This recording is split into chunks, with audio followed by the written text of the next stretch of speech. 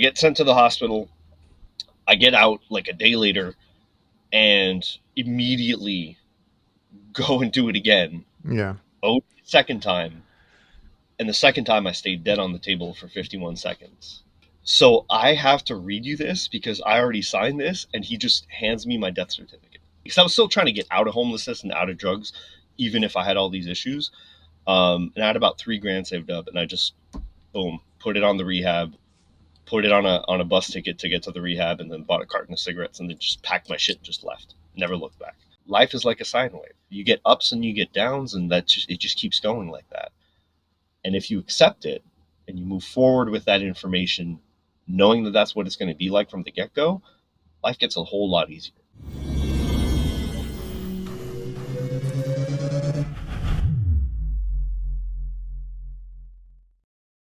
Hola, what is up, everybody? Welcome back to the Reliable Trades podcast. If you guys are watching this on YouTube, make sure you subscribe and you like this video. And if you're listening to this on the audio over on Spotify, Apple Podcast, or any other platform, please leave a review. That's all free, and it helps support the show and helps it get out to more people. And of course, I'm your host, Adrian Garcia. I am an HVAC technician, licensed contractor here in Texas, and I've been doing this about 18 years. And we just have a lot of good conversations with good people in different trades now, whether it's HVAC, plumbing, electrical. I've had some others in like auto mechanics, anything like that. You bring them on, have a good conversation, and hopefully get more trade awareness out there. So I appreciate everybody who's watched or listened, all the support and making this podcast successful and what it is now. I also want to thank the sponsors of the show, like Jobber, which is a CRM that we use to run our business, which is invoicing, quoting, scheduling jobs, maintenance contracts, and all our technicians on our team usually pick it up relatively quickly. I just have to show them what it is and they are able to get out there and start, invoicing. It's been great running our business with Jobber now. And if you guys want a free trial and discount, make sure to check the link down below, getjobber.com/reliable HVACR. I also want to thank VETO Pro Pack, the best quality bags that money can buy, literally. If you invest in these bags, as I did, during the whole pandemic, I ripped so many backpacks and tool pouches that I finally, I found VETO. I think there were some YouTube videos, tried them out. I did the buy one, get one, which that's going on right now. If you guys ever want to buy or try VETO Pro Pack, spring promotion is the best time of year by far. So check out VETO Pro Pack at your supply house or go to vetopropack.com to learn more. And the podcast is also brought to you by LOKAL. LOKAL HQ is a marketing that is geared towards the trades, and they can help you with your HVAC digital marketing so that you can dominate your local service areas with proven strategies that get your business more leads. They can help you rank higher on Google and all that you would need. So reach out to them at localhq.com/reliable and mention me or the Reliable Trades podcast and get 2 months of SEO for free. All right, Mark, what is up, man? How are you? I'm good, man. How are you doing? It's hot. I'm tired. How hot is it down there right now? I'm curious. We had weird weather because I know you were talking about, because you're up in Canada. I thought it was still cold up there. You got what's your high right now? Like, are you in the 90s? We got a couple days in 90s last week, and now we're like floating between the 70, like Oh, okay. high 60s to high 70s. You must have been miserable then for a Canadian. Well, so for me personally, like Are I'm you used to used the to it? heat. Yeah, Oh, I'm okay. used to like really hot, really cold. I don't mind it. Like I used to do attics at like high 110s, and Okay, I was like, everybody's looking at me like you're crazy, and I I'm like, can't. I'm gonna look at you like that too because I can't do that. People ask me if I do attics and residential. I'm like, no, I never. when I explain everything I've been through, you'll understand why. To me, it's like, okay, it'll make sense. But Okay. yeah, it's one of those things where I just roll with whatever it is, like whatever the job is, whatever the day is, because to me, that doesn't affect my daily, I guess. Okay. Um, but yeah, so like for me, it was good. But holy cow, man, the calls just on on a Tuesday at 4:30, my phone just starts ringing, and I see all these calls getting added to the schedule. I'm like, wait, what's going on? Like, what is this? And I'm like, it's only like 74 out, and I'm like, what is? And everybody just started their ACs at the same freaking time and Yeah. realized how many like nobody had done maintenance that year. Like it's because No, nobody. everybody's short on cash this year, right? Oh yeah, that So too. it yeah, like for us especially, like in Canada right now, there's like it's way harsher recession than in the US. Oh, um yeah, it's bad. Like most, like your average person is just struggling and not trying to I heard spend on about new that units and recently stuff. because it was always like, oh, go to Canada, live Not a better anymore, man. life, and right Unfortunately, now, yeah, I've heard it the other way. it's very bad right now. Like me as a 30-year-old trying to buy a house, if I don't like double down, like Yeah. we moved out into the country, we shaved all of our unnecessary expenses, like everything we could do to just start putting money aside and like pay off all the debt we could. And it's still going to take us like a couple of years to get there, because it is bad right now, dude. Housing doubled. Everything doubled. That's what I heard. It and it's not like the value of the houses doubled. Like the houses themselves are just garbage for the price you're paying. Yeah. So it's bad right now, and that's just housing. But it's like groceries are expensive. Gas here is nuts, dude. Like you don't ever want to have to fill up a truck here in Canada. It's horrible, especially in Quebec. Quebec is the Uh-huh. worst. Oh It's wow. bad. But yeah, so people just like started calling and calling and calling, and within like 2 days, my entire schedule all the way to like mid June got booked up, and this was like early May. Yeah, when you asked about here, it's about 105. It Okay. calmed down. I think we're like high 90s right now. Anything under 100 feels fantastic to me because I like Hmm. once it gets like 105 and in that range, that's when I feel it. And like it had been really humid, and I'm like every time it feels like this, we get like a storm, right? So then sure enough, we had Hmm. a ton of rain come in randomly like 1 or 2 days, and it's just been a weird. I've been telling people it's a weird year for us in like where I'm at in Texas because it is like hot 90% of the We time. got we Or got the same thing that you guys got, I think, because we really? got this week cooled down like real cool, like high 40s, low Yeah, that 50s was for like us like two a few days. days ago. Yeah. They got Like real it cool, came down to which 70 or right at 80 or something. I'm like, this is yeah, odd. I used to be real like I have to be in the city, and now as I'm older, I don't want that at all. yeah, I know what that's like. I went like the entire music career. I was like right in smack in the middle of the city, and as soon as I was like, man, I miss being out in the woods. I miss being out in the country, and I just completely disconnected. I was like, all right, we're out of here within a year, like because my son was born, and I shifted careers within the same year. So I was like, I don't want him growing up in the city. I don't want to deal with the city anymore. I'm done. And we moved out, and it's been so peaceful out here. It's I bet so much better. that does wonders for you mentally too, right? Oh Because yeah. Oh yeah. I love it now because like my life has always been hectic, and I like coming home peaceful. You Just can be outside, you can do whatever you slow down. want, and Yep. yes, just take a breather. I love getting home and not having cars just zooming by and not having like Mm. trucks and all that, and just coming home and it's like peace and quiet. Like we live right by like a kitchen cabinet factory, so it's like that's the only sound you're gonna hear, but it's like you hear a little whirring of it.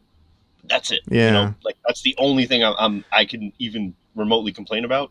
But like I get home and I'm like I'm gonna start a fire. I'm gonna play outside with my son. It's like the vibe is entirely different. It's yeah, that's night what and I day. like. That's what I like too because we have this. I got roped into this weekly barbecue tradition, right? So every Saturday we have a barbecue day, and I just turn on the pit. The kids are out Yep. there running around, and there's a big field next to us, so they go over there and they just start doing kid things. They play with the rocks, and I have to That's get after them that's for all that's the. bliss right there. It, People ask me a lot like, oh, like what's happiness to you? And I'm like, that man, like Yeah, just the small things. like I said, my girlfriend was real adamant, like she's like, that was one of the things when I moved over here. She's like, that she wanted barbecue because her family does it often too. Like they live close by too. They're way better than I am because they make the brisket, they make steaks, Oh they shit. make Okay. like all You the gotta. good The stuff. bar is through the roof here. Yeah, that's what I was worried about, honestly. I was like, I can make a little bit of I get that. fajita, some meat here and there, some sausage, and You, but I you got just gotta roped into blend it. the traditions.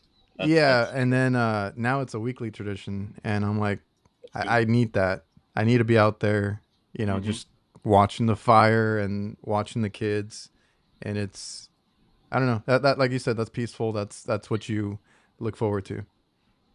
A lot of a lot of the things that I've been through in my life have led me to realize that we are made for that. Like human beings are built to A, be outside, B, be connected with nature, and C, just slow the fuck down.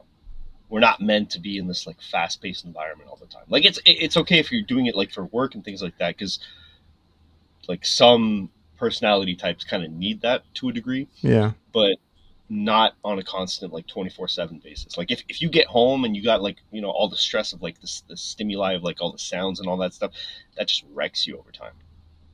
I was gonna say I had to explain that to my girlfriend because I am. I've always said I'm an introvert and this and that. Like but I have this thing I don't like to, which is why I didn't want to be around the city too much. Like I used to like that when I was like what, high school, college. Like yeah, cool, you're running around. As a kid, yeah, Yeah. And I you're a used young to. adult and it makes sense. My mom used to get after me all the time because I would always go up north because I live like way south. So going up north was like going to San Antonio, Austin, all these big cities in Texas. Hmm. And I would go with my friends on road trips and this and that. That was how I had fun, right? Like getting Hmm. out, big cities, doing this. And she's like, "Oh, you're always on the road. You're always doing this." And she didn't like it, but I was like, "That's what I liked." And I like I was trying to explain to her or my girlfriend like I don't like being around, which is funny because I did the whole AHR thing now, like every year, but I can't be around a big group. I get like, I don't know what it is. Like, it's not a claustrophobic thing, but it's like a similar feeling when it's like a bunch of people, I and think I know what you mean, it freaks because me out. my thing is I grew up. I had no friends really. I had like one or two friends, and that was it. And like all the way up to the end of high school. And I've never been an extrovert, but I'm not a full on introvert where I can just like sit at Okay. home and be on my own for like long periods of time. Like I need to interact with people, but specific types of people for a specific amount of time. Like there's like that like in Yeah. like middle point there, that balance point. That's kind of where I sit. And but when I get into a crowd, like and it's weird because like as a musician, like I toured all around the U.S., all around Europe. Um, you're in front of the stage and it's like it's one thing to be in front of a stage and conduct people Uh because huh. they're having a good, but there's like that space, that disconnect. But then when it came time to like do meet and greets or just like hang out in the crowd and stuff, to me it's like I'm always, my brain's always on alert. That was my Oh thing, yeah, is that's like that's me too. with some of the shit that I saw in my life, is like my brain is always on alert, and it's like I'm always like in the back of my mind I got all this like, yo, where's the danger at? And it's like See that? it's See, not even I've always necessary most of the times, but no, I've always explained that as like, because I have two younger brothers. I've always explained it as a big brother syndrome or something, because I'm hmm always hmm like looking out for them or looking out yeah, for anybody that I'm anybody with. that you care, And yeah. I tell people like, hey, if you're in a parking lot, because then now it is a thing where you get like abducted and all that around here. And Hmm. back in the day when I didn't know about that stuff, I was like, hey, when you're in a parking lot, like even myself, I look around. I'm very aware of my surroundings, and I always would tell people you should be Hmm. like that too. You Oh never yeah, know what it can happen. dude, But my being on your phone like this in the middle of a parking lot, Oh, I like in a hate it. street, Yeah. I can't do it. Having like earplugs on and whatnot, like no, The only can't do it. earphones I can use are like AirPods that have that transparency, but it has to be Yeah, like AirPod specific because and super quiet. they feel like they're not muffled. That's the only Hmm. way I can do that too. I have to be aware. Yeah. And those trips that I used to take up north, my brother started going with me, and he's a few years younger than me, right? And we're going down the what do you call it? Like the downtown streets and all that, like at night walking around and all that. He got pulled left and right for people that wanted to sell shit. And I'm like, dude, get your ass over here. I don't want you roaming Mm-hmm. around. Like Yep. you can't Yep. trust anybody. And the thing is about younger siblings, 'cause I got two younger brothers too. Okay. They don't necessarily like feel that level of danger the way you do, because No, they're drove me it nuts, is a dude. thing. It is a thing of being the eldest and having that like extra level of security in the back of your brain at all times, because it's just it's how, you know, genetics are wired. Like the firstborn child always comes out a little bit more aware, and because, and this is something I learned recently with my own son, is like, you as a parent, your reflex with the first one is always to be a little more secure than the other two, right? Because Mm-hmm. it's new to you. You don't know, you know, what to let fly, what not to let, and so that kind of like subconsciously like wires the brain like that. Um, but not that it's a bad thing, but it definitely, like, I've seen it in like multiple sibling families. You look at the eldest, and they're always a little more like in tune with that stuff. I also want to thank DiversiTech. They simplify your work. They have everything a contractor needs to complete a job. That goes from equipment mounting, condensate, management, tools, maintenance chemicals, electrical components, indoor air quality, and much more. They have different branches under the same umbrella. More than likely, you're already using some of their products or tools. So go check out diversitech.com, and it's your one-stop shop for everything HVAC. I've gotten a lot of compliments on these line set penetration covers. They're basically, when you get an install done, you have the line set coming out the house or whatever a wall you came out of. You normally have to put like foam spray or, you know, cover it up somehow. AIREX has these covers that just look professional, and I like the form factor. I've seen others and they're a little bit too bulky. You know, this one, it just gives you what you need. They have two different models. If you need a slimmer one, they have that too. And what I really like is they finally have now one for existing line sets. Now it's two pieces, and you kind of just put them together over the line set and then mount it and drill it in. And it's a good selling point to make an existing install look better. I've gotten so many compliments, like I said. So make sure you go over to AIREXMFG.com and check them out. And it just depends, because like my girlfriend is the oldest. She has two younger brothers too. I'm talking about guys. Yeah, yeah. I was gonna I say, don't know if this no, no, applies no, to no. women. But my just from what I've observed, it's they have a big family that is always around. So I felt like they never maybe needed that sense of like awareness or anything like that, because they always had people around. Because like I'm seeing that with her daughter. Like, you know, she lives here, but like her uncles are always over, her grandparents are always over. She's Yeah, very okay, I see like what you mean. I see what you nonchalant mean. about things, right? There's Me, like this more I community. yes, they have community. I didn't have that. I was home alone watching my Mm-hmm. brothers all the time. Yep.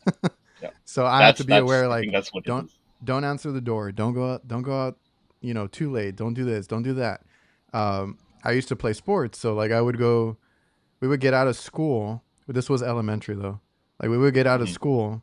I had to walk a mile or so home every day, right? And I have to be aware. Then my brother started walking with me. They, you know, my parents didn't think anything of it. They let us all walk home, right? Mm-hmm. So I used to walk them home, and then I would have to run back to practice, and then, you know, get out and go home. So I had to watch them a lot, and that's just, I was home alone a lot, with them Mm-hmm. home alone a lot. Like you kind of it's a little bit different when you grow up like that and Yeah, deal with that when kind of stuff. you take on a parenting role a lot younger than you need to. Yeah, That's I know. really what it I is. always tell my parents, like, what the hell were you thinking? I mean, it's not a bad thing. I think it's No, just, they trusted me. They trusted yeah. us, you know. It's my other two, I will say, it's always funny when we get together for like a dinner or something, and they'll laugh about how they used to make each other cry. And then it's like, "Hey, mom's coming home any minute now. You better like stop crying right now." And I'm over there like, "Dude, just don't injure each other. Like, leave me out of it. Don't, yeah, no blood, please. Anything but blood. Broken bones, no blood, no nothing." Yeah. But yeah, man, that's it's one of those things I've always mentioned in the whole, like we were talking about the introvert thing. Like and even you, like as a musician, which we'll get into right now. I know we've kind of veered off the little interview here, but uh, like I can see it now in the things that I do because um, I can do YouTube. I can do some social media. I don't like doing the social media as Mhm. much. I like YouTube better. Podcasting, this kind of stuff. And then I got asked to do like the meet and greet or the like at the AHR stuff, like the at the booth. Mhm. And I was like, I don't know what the hell to do here. Like this is weird. Like I'm on It's stage basically, but it's like it. with people because they Yeah. want you to greet everybody and do all that. I was like, this is different. I can do the YouTube thing. There's a little barrier there. I can Mhm. do the podcasting, everything else, but there's a difference there. So for me, it's always been like I can't be.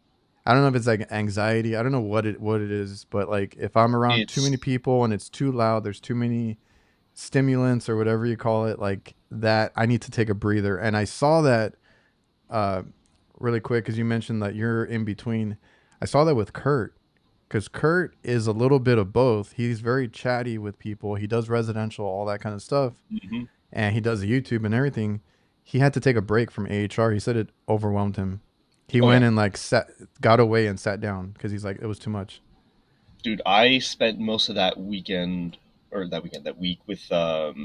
with Casey, and like I would like whenever the conference day was done, I would just walk back to the hotel just to clear my head. Okay. It's an hour walk, right? So like I'm walking an hour in like, Oh, peak Florida weather for me because I'm going from like a negative 25 Celsius to just like it was like it negative was I don't know humid. how much in Fahrenheit, but it's cold as tits to like it's hot as shit. So fun fact about about landing in Orlando that week. I land and I knew it was gonna be hot, right? I checked the weather and all that, but I land and like airports is like AC all the way, and you're like, I'm comfy, blah blah blah, and I'm coming from like really cold. Like we got a really cold winter this year. Oh, especially Um, at that time. Yeah. oh yeah, but like the whole winter was just like like negative 25 is what like negative. It's about like negative 20, negative 30 for you guys in Well, those areas, like in anything that area, negative right? is horrible. Yeah. So I land and I'm like, AC's comfy and all that, and I'm good. As soon as I walk through the doors outside, It smacks I you. cannot, I could not breathe. I was like, holy Yeah. shit. Now I I'm gonna was tell not, you. I was expecting it Not. because I mean, I've traveled a lot Oh, because of okay. music, but I hadn't done it since COVID, right? And it just caught me off. And I was like, I'm not, like, I'm going to walk the first day to the conference center just to break my body's metabolism and put it into a summer mode right away because otherwise I won't last a week. It was so Yeah, hot. man. I'll tell you, coming from Texas, because I guess they get. I think they get a little bit more humidity than we do, or They like do. they get it They do. longer. They get the And same amount of humidity we do, and we have like half the because they get hotter and more humid than we do yeah, like most of the year. And yeah. I think we still get some of the most humid climate just because Oh, we're in okay. the valley, it like by the river, like Quebec especially, but even like on the side of the lakes, it's just so humid at all times. Like winter, it's humid. Fall is humid. Spring is And humid. that's Summer's humid. and It's that's what I just tell it's people. That's what gets you, because oh yeah. we have a lot of it too. And I'm like, you know, if you come down here, even if you come from North Texas, if you come down here, you're gonna feel the difference. The Hmm. humidity is what It, always is a big factor. it But will even rock you up.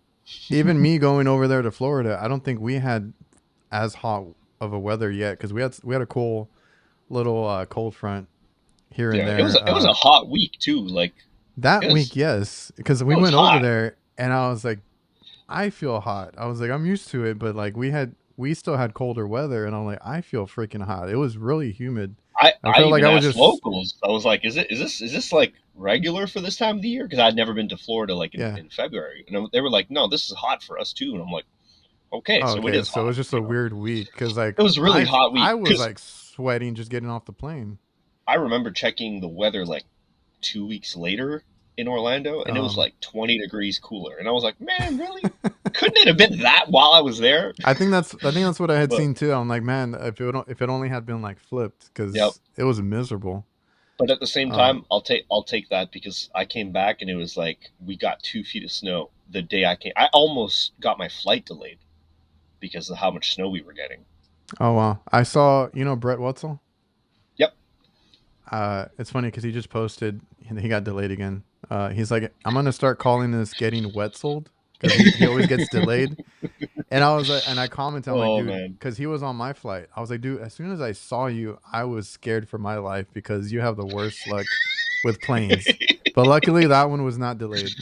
Oh, dude, I have so many like horror stories for plane traveling because of music. It's so I started traveling. I was about like 2 years old. My parents used to, bring us over to like Paris and all over the U.S. We had friends in like Virginia. Were your We had parents family. musicians or anything? No, no, not at all. My Oh, okay, dad, so my dad studied international politics and then went on into software sales and then moved over to cybersecurity, things like that.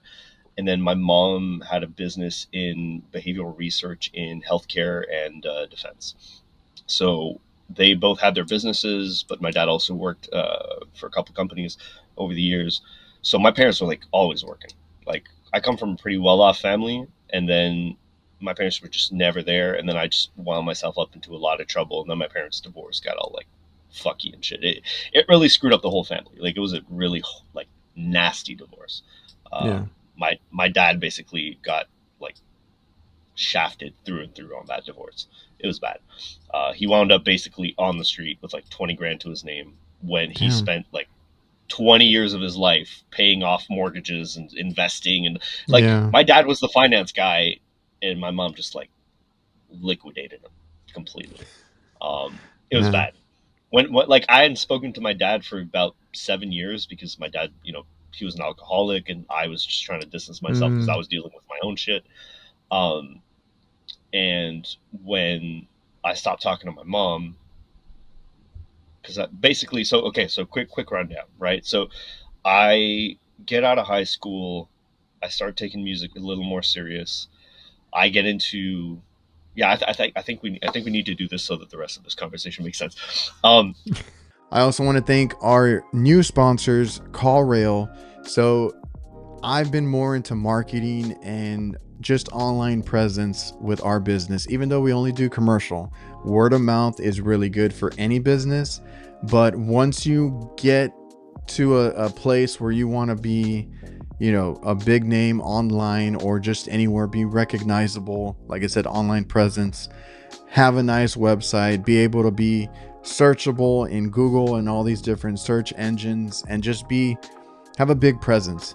You need to know where to spend your money, and all I'm going to say is that CallRail can help you track that if that's something that you're interested in. CallRail can tell you, hey, these are not working so much, these are working really good, stop spending your money here, put more money and effort into this, and just be smarter about what you spend. So make sure you go by callrail.com. They do have a no risk free trial and you can check it out for yourself. I also want to thank another new sponsor, Resideo. Basically, they help with a sustainable home and they make it a safer, cleaner, and smarter home. They have so many things that work together.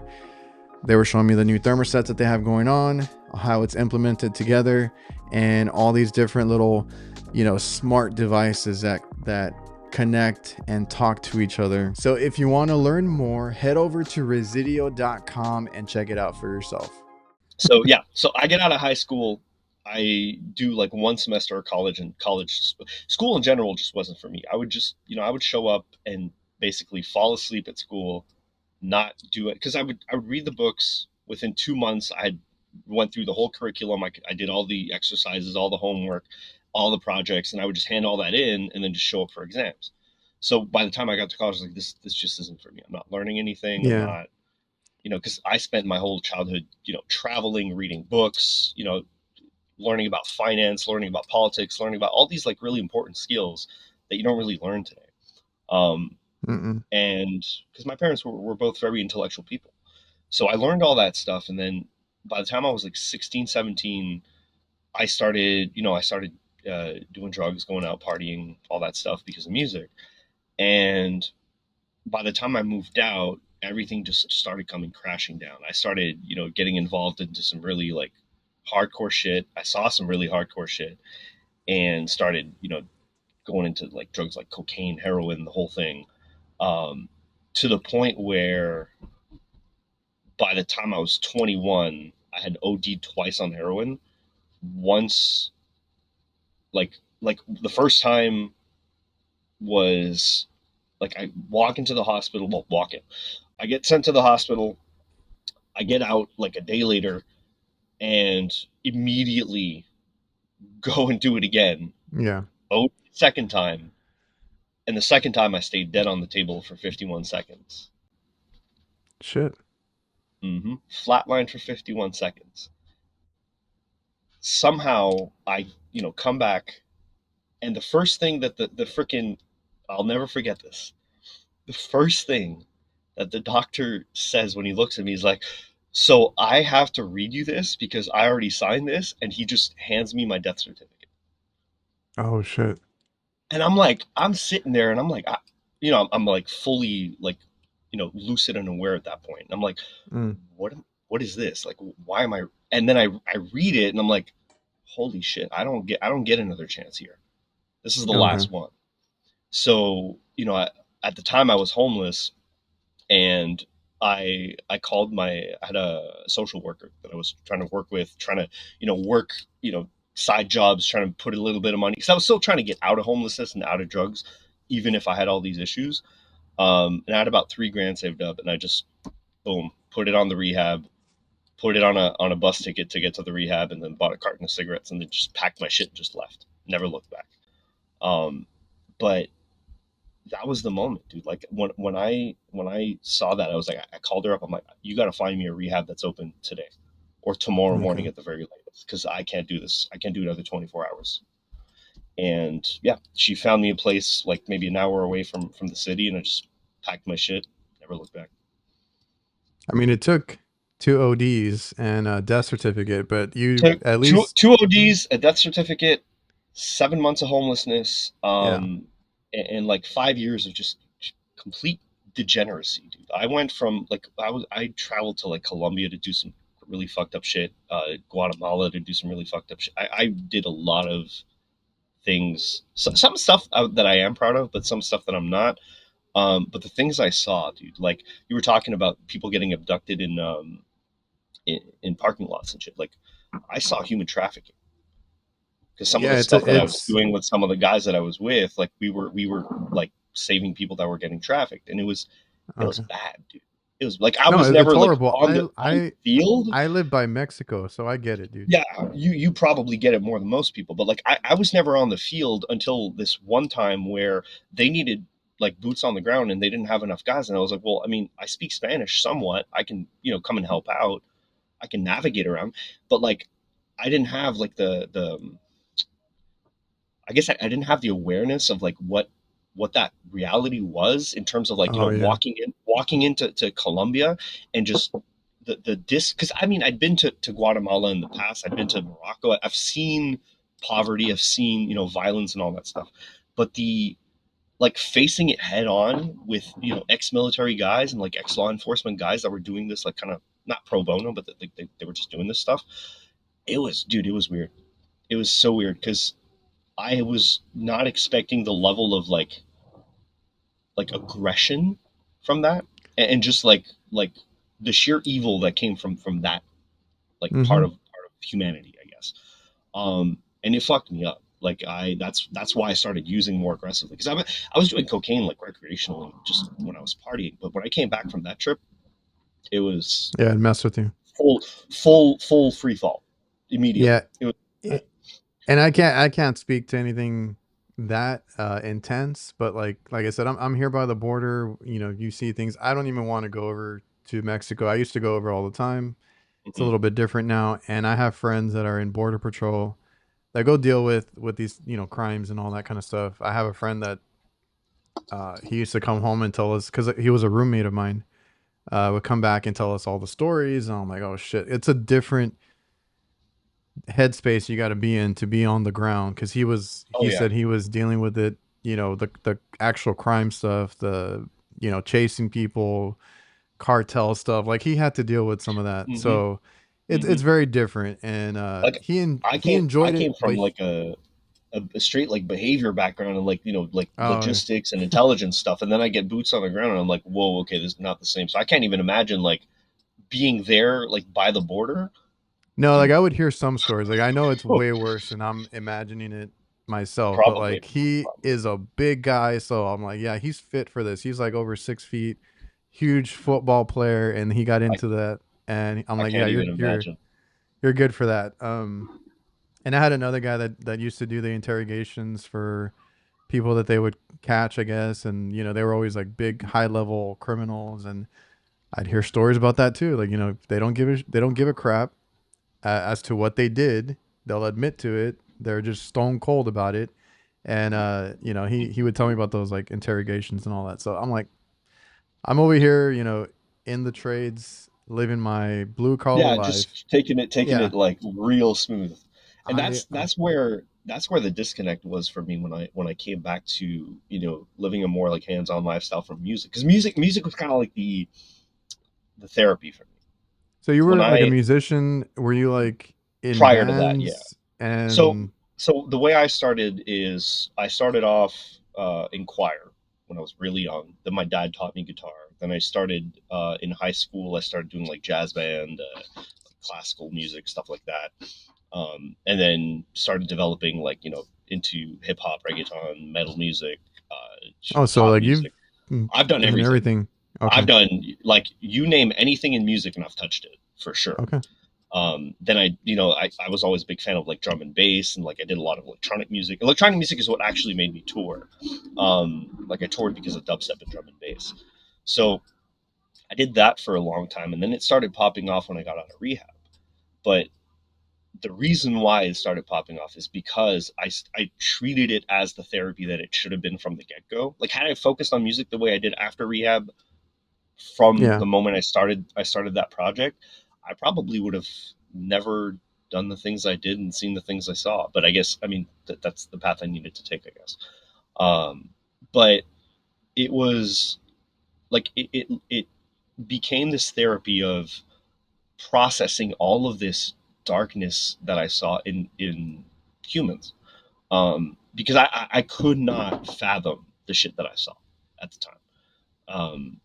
And doing drugs to just numb that was not an option anymore. So it was like I got to figure out a way to portray it. So like if you look at the main music project that I had, which is 10 graphs, the storyline was like I had taken inspiration from a D&D campaign that I had written when I was in high school, and it was this really like dark, um, almost like Lovecraftian storyline where there is no like hope. There is no succeeding. There is no like winning for the good guys because evil is just overwhelming and ever present and just indomitable. And I took inspiration from that and started building this entire universe for the music project. And that's how I like exteriorized all the shit that I saw, all the things that I heard, all the like over the 7 year period where I really like pushed hard for that. That's where I got it all out. And No, that's then awesome. when my Um, son was born, I realized like holy crap, like I don't feel all those negative emotions anymore. oh, I get you. Like, yeah, I was like life has completely shifted in this other direction because my son was born. But it's like Hmm. it's not just my son is born has caused this. It's I see the growth that I took on for 7 years to become a dad, and then be like, oh, this is where the shift happens. Is like I get to choose to create light instead Hey from man, that moment on. I'm a big, music. I've never played any instruments, but I'm big into music. I'm big into movies, cinema, that kind of stuff. And yeah, I've heard that plenty of times where like their best, uh, what do you call it? Their best work is usually when they're in their worst, or when they're at Mm-hmm. their worst, at their bottom. And it's Mm-hmm. unfortunate, but that's all the emotions that come out It's in your it's work. the rawest form of connection when you can portray um, very strong emotions. So whether it's good or bad emotions, right? But Hmm. my big thing was, walking out of rehab, I was like, I've felt and lived rock bottom for addiction. How can I portray this through a musical project to where people can relate to it, but people can relate to the journey as well. So the story was like, I had a 10-year plan for that. Like I built a 10-year plan for the entire business, the whole thing. And the story was basically this like descent into complete darkness and then rising from the ashes, right? Um, the the whole descent into darkness part was what was where I was able to connect with people the most, because a lot of people were struggling with addiction, were struggling with depression, things like that. And then bringing all these people into the fan base, into the community, and then just showing them like, hey, like I've been sober X amount of time. I've been doing this, this, and this is what's helped me. And people just slowly but surely, taking on, taking these notes and just taking on all of this positive information and influence to better themselves. Like I don't, I never really counted, but like I know it's a lot of people, but the amount of people that I would go to shows to, or would just message me or whatnot, like, hey, like you've saved my life, um, is a big thing for me. I, the, like, I'm so grateful to have been part of that journey for them, because it's not like I don't take credit for that. I Hmm. just did what I did for my own personal growth and therapy, but I know it helped other people, and I'm grateful to have been a part of that process, because it's so easy when you start like even even in what we do, right? Like a lot of newer techs are going to look up to you and be like, how's he doing it? Like how does he get to that, right? And that's why I slowed down on content, by the way. And we'll get to that in a bit, but um there's so much power in people believing in you and people following you, that if you don't take that with the responsibility that is deserved of that level of power, you can fuck things up pretty bad. Like Yeah, yeah, yeah. I've seen people ruin people's lives because they ended up being really bad people, but they had Mm. all these people following them, and You it's yeah, you'll see that yeah. when they're in it for the wrong reasons, or they take a different path, whatever it is. Hmm. Because yeah, like the whole, like what you're talking about with the music stuff and helping people out that way, you were showing what you went through, your emotions, your, like you said, the raw emotion, the, all that you put into your craft. And social media is super powerful now, because like people can be scrolling endlessly and then they see something that relates to them, and then it sparks something, right? Because even me, I get on and I typically don't watch a lot of HVAC stuff now because I do so much of that kind of content.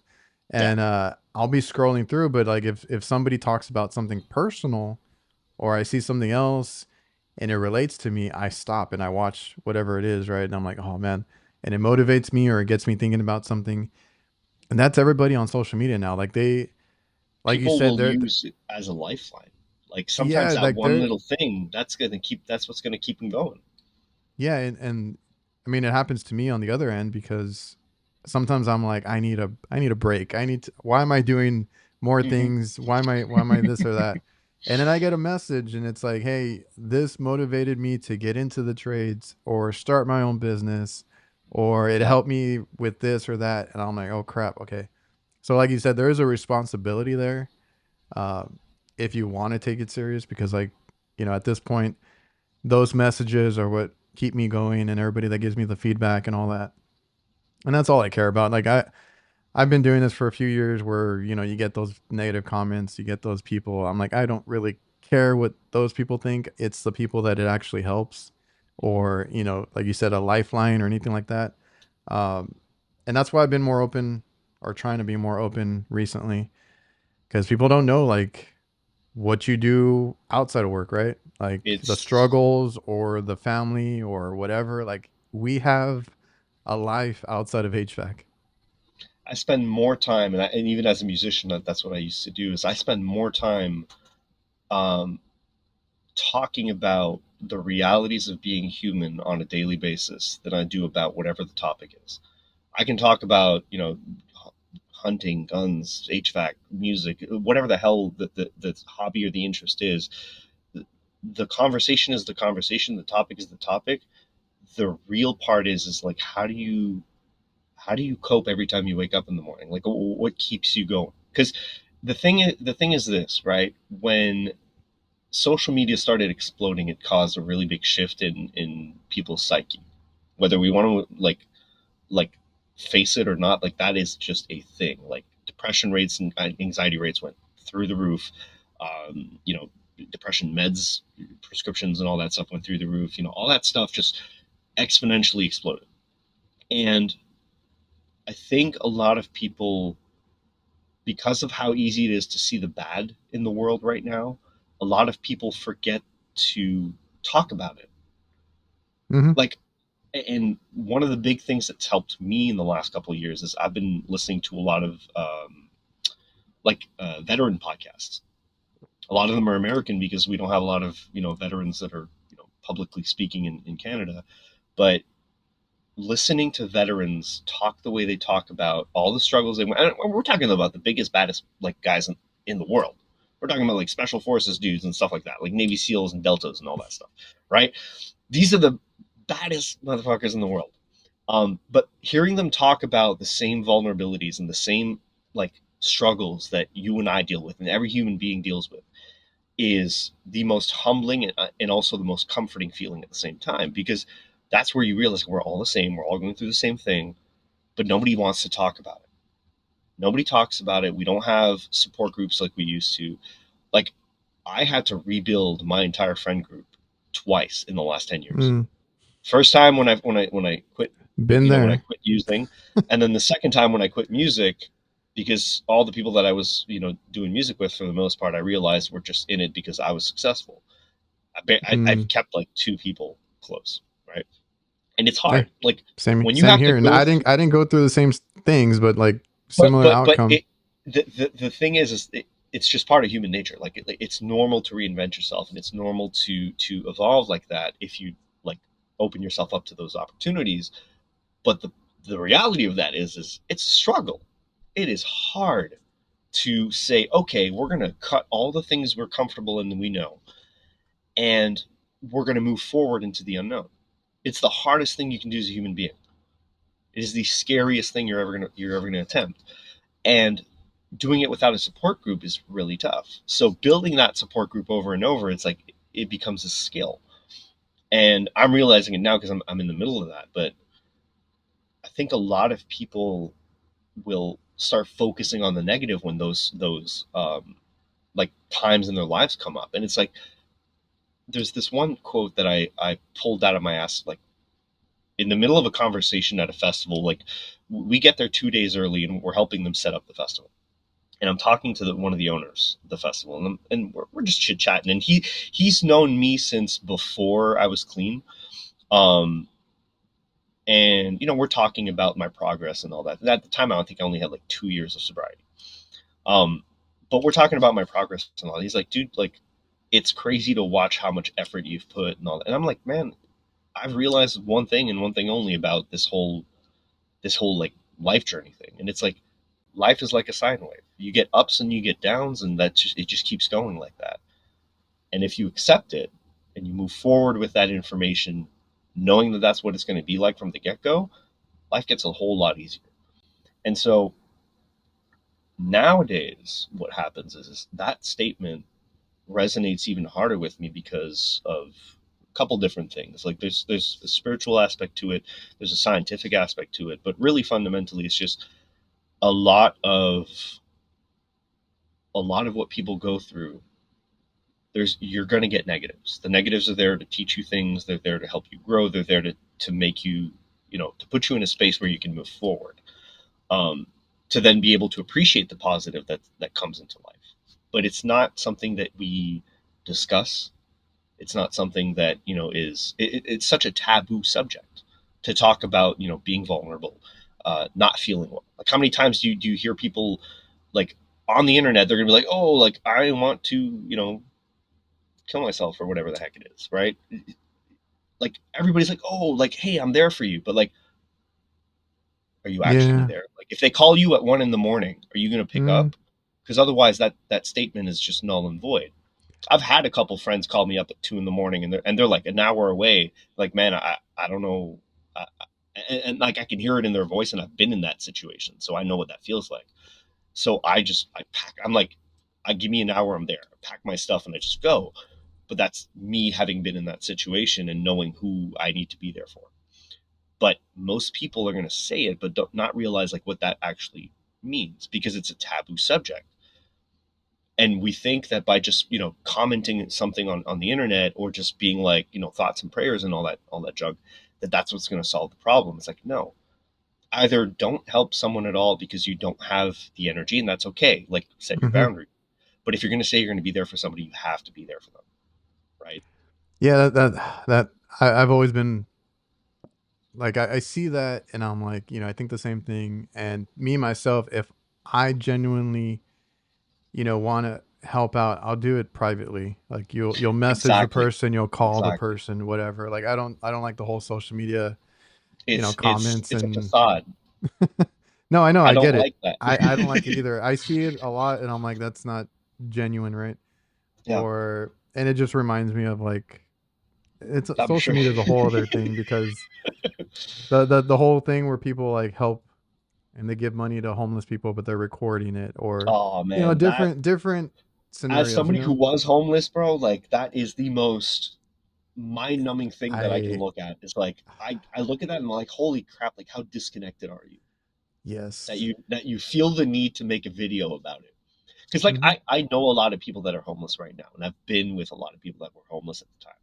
The person who saved my life when I first tried to commit suicide the first time was homeless. Okay. The conversation I had, so quick rollback. I was 16, um, and I was about to jump in front of a subway, and like no real reason why. I was getting bullied at school, and I didn't really have like a support system. Like my parents were like at the worst in their relationship, and I didn't have anyone. Hmm.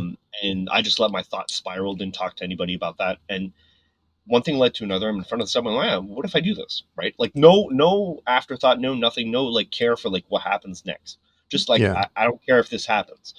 And as I take a step forward, I just have somebody like pulling me from my collar and sitting me down. And then I come back to like full awareness, and it's this homeless guy. And then we start talking. We talk for like 4 hours. Like Subway closes for the night, and we're Wow. talking. And I'm like, this guy was, he had a really good job. He had a family, the whole thing. Lost his job, lost his wife, lost his kids, lost the whole thing. Winds up homeless, unable to cope for like years. And as we're talking, he's like, I finally, found somebody that's trying to help me, get back on my feet. I'm working this under the table, and this is important because this is the story that inspired me to get myself out of being homeless after. Because as I was homeless, I kept on thinking about this guy, and I'm like, if he can do it, I can do it. Like if he was able to pull that off, like I am smart enough and I have enough willpower to pull this off. But he just kept on talking, and we separate paths, and I'm like, thank you very much, blah blah blah. And I couldn't keep contact with him. He didn't have a phone at the time, but Hmm. I met him 2 years later when I was 18. Um, Same subway station. This guy is in a like decent nice dress suit, um, and he's talking to this other homeless dude, and they're having a conversation again. And I see him, and I'm really good with voices. I can't recognize people by face or by name, but like voices for me, I don't know if it's because I'm a musician, but like Yeah, my ears probably. are really tuned. Like I have perfect pitch. Like my ears are really tuned. I'll hear somebody's voice in a crowd and know it's them, right? So I hear him and I'm like, holy shit, that's the guy.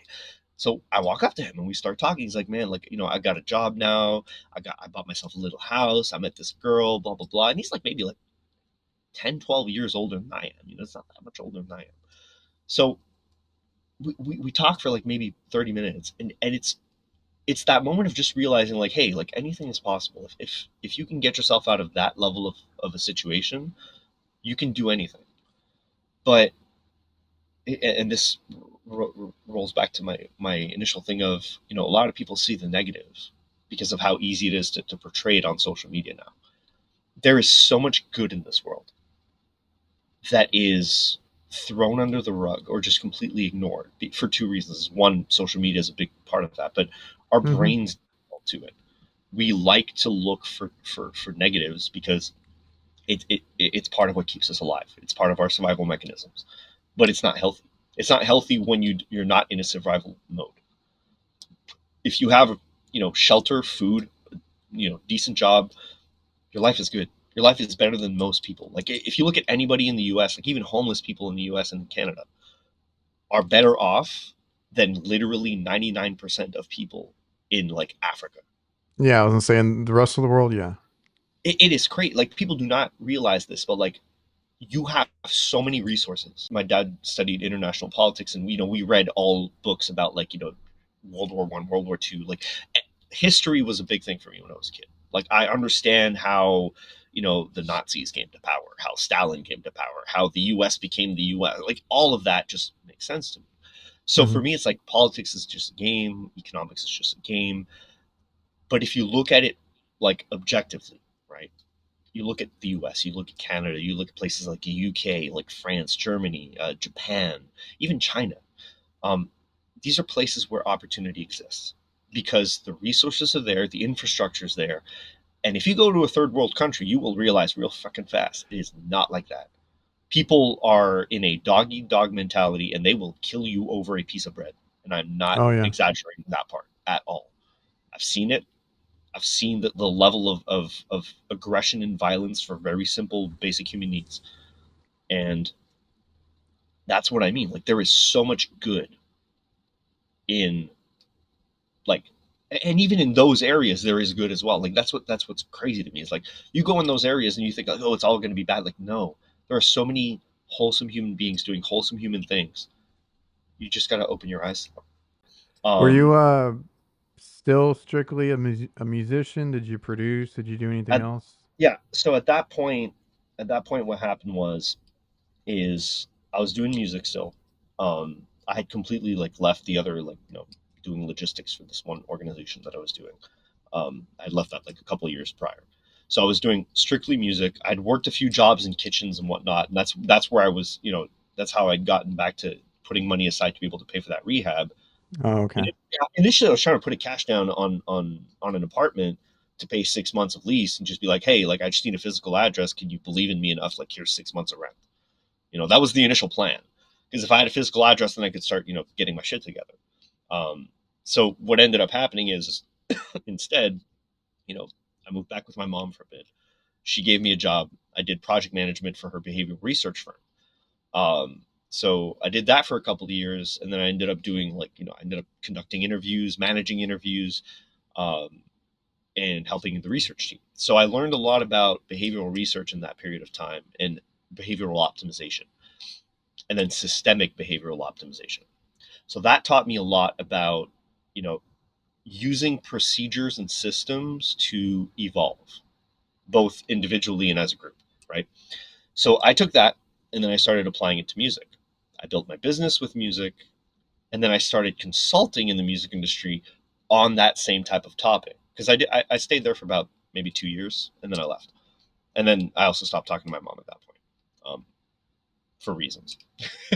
Yeah. That's a whole other rabbit hole that we don't need to dive in. But basically, my mom is a narcissist. And once I started consulting in music, that's when I realized like, okay, there's so many facets to this. And initially the consult stuff was mostly music focused, but over time it grew into identifying behavioral patterns in the music industry that slowed artists and managers and whatever other job down from getting to success. But then what I realized is this applies beyond just music. This applies beyond just healthcare where we were previously doing it. Um, this applies everywhere. This applies to humans. Period. End of story. And so I started doing more research on actual like behavioral research conduction. So I started identifying like, okay, how do I collect the data? How do I process that data and analyze it? And then how do I use that analyzed data to come up with solutions for customers? So I did that for about 4 years, 5 years. And then in parallel, like kept doing the music thing, had a record label going on, and then boom, COVID happens. The year of COVID, I was supposed to go on a world Okay. tour, the whole shebang, come back home, buy a house, yada yada yada. It was gonna be a great year. But then 2019 November 2019 happens, and like China tour gets canceled, Australia tour gets canceled, and I'm like, what Mm, the heck? What's this?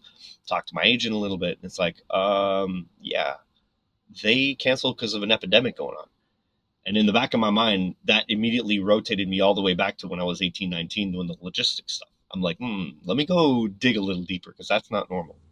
yeah. Like you never see an entire country worth of dates just poof disappear. So I start digging into this new flu thing that's going around in China, and I'm like, okay, what's all the? And then I realized, that, holy crap, this is already a pandemic, and people just don't realize it. This is November Yeah. 2019, Yeah. Yeah. I right? know. Felt Nobody was like talking about I it felt like we at got the hit time. with it way before they announced it. So I They makes sense. they started talking about it in the Mm. news late December. Okay. And when I say talking, it's like, oh, first few cases of XYZ, right? Like Yeah. nobody was really talking about even an epidemic of that. I'll I was just say already I was horribly sick January before I think it was announced in March here. same here, same Yeah, here. I Because I don't was know. traveling at the time. I 100% got COVID right at the beginning and just never got sick after that. But Yeah, so the same here. check this out. This is where it gets freaky. Okay. So that happens in November. I sit down with the team all through December, going like, okay, we need to pivot because if everything gets canceled, because this is probably going to get a lot bigger than it is. If everything gets canceled, we need Plan B. So we start pivoting to streaming. We start pivoting to more consultation, to sync licensing, things like that. Right. January comes, February comes, and then everything starts piling up, and then March comes, and the day before all the borders close worldwide, Mhm. I, I'm in Fort Lauderdale playing a show. And I'm sitting there and I'm like, man, do I play the show? Or do I just head straight home? Because I don't know if I'm going to be able to make it home after. And like, don't get me wrong, like I wouldn't mind being stuck in the U.S. I like the U.S. for the most part, but at the time I was like, man, I'm not Yeah. prepared like I'm prepared today. Like at the time I had put aside that side of my brain entirely. I had stopped, carrying any sort of like anything. Like we can't carry guns out here, right? So you Mhm. find other ways to keep yourself safe and just. But back then, it's like that part of my brain was off, and it had just sparked back up. So I'm sitting there and I'm like, okay, I'll play the show. I'll come back home. Everything's gonna be fine. And then I'm gonna figure it out. Come back home. Everybody starts talking about like, oh, this is gonna be fine in a couple weeks and blah blah blah. Thank God we had stocked up like a little bit of food's worth because I was able to just lock my doors and just like Sure. roll through the first couple months without even going out to the grocery store because that was utter chaos. I remember Dude, exactly when that I happened. Yeah. it was crazy to me. But the part where it was crazy to me for isn't everything that happened because what happened and how people reacted is entirely normal. It's Mhm. what you should expect in any type of situation where things start shutting down like that. That's normal human behavior. The part that got me crazy was people being told by government bodies, by pharma companies and all that stuff, like, oh yeah, we're going to be good, it's going to take a couple weeks, and then we're going to have a vaccine and everything's going to be. I did behavioral research in the healthcare field for 2 years for a business that spent 20 years doing behavioral research with pharma companies, medical societies, Mhm. um, the VA in the US, government entities all around the world to optimize their systems. One of the first things that we would look at is how clinical research is conducted to make sure Mhm. that it's properly conducted. Clinical research for vaccines is 2 years. Yeah. That's the bare minimum before it goes out to the public. And people were talking about having a vaccine after, and I'm like, something's up. No, Something's and I it, was in it the doesn't same click, boat. right? I had It was crazy to me. at the time I was living alone, I had an apartment and I was like, all right, I got food.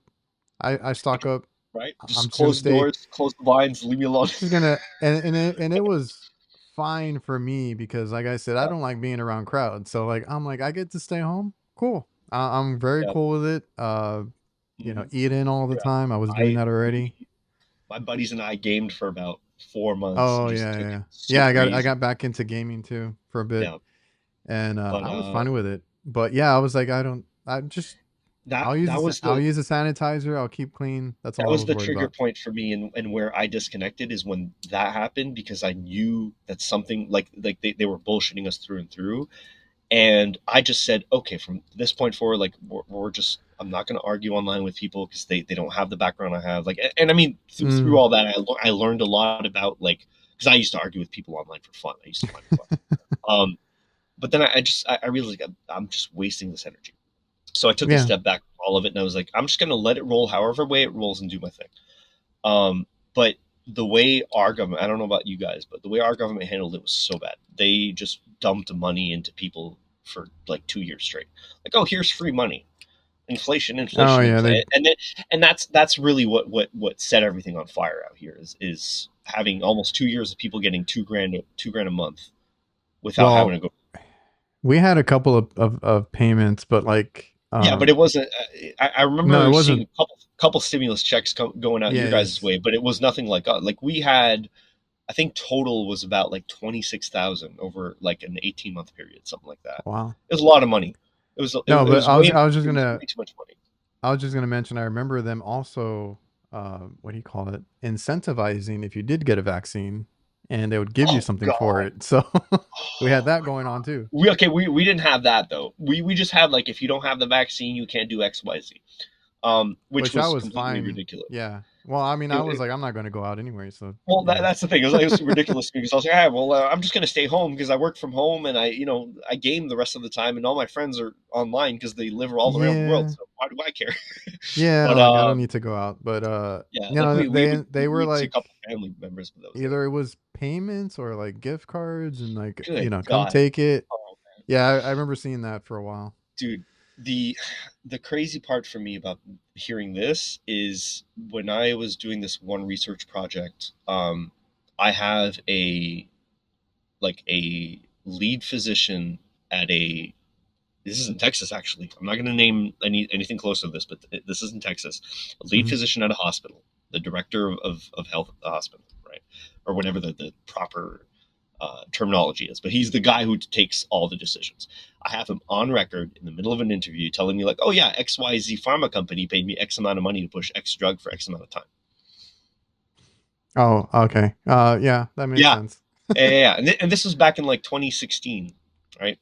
So, and I mean, there's so many patterns that I've identified since that one instance, but yeah. So from that point on, it's like everything that pharma and governments were telling us was just like, It is eh-eh. just, it was a It was shit great. show. It was a Yeah. shit show, dude. It was complete chaos, and it was. I mean, don't get me wrong. Like, COVID was a real thing. People died. Yeah. That It part. was really Yes. bad. It was really bad. But the way it was, manipulated and politicized and all that's crazy to me. Just complete.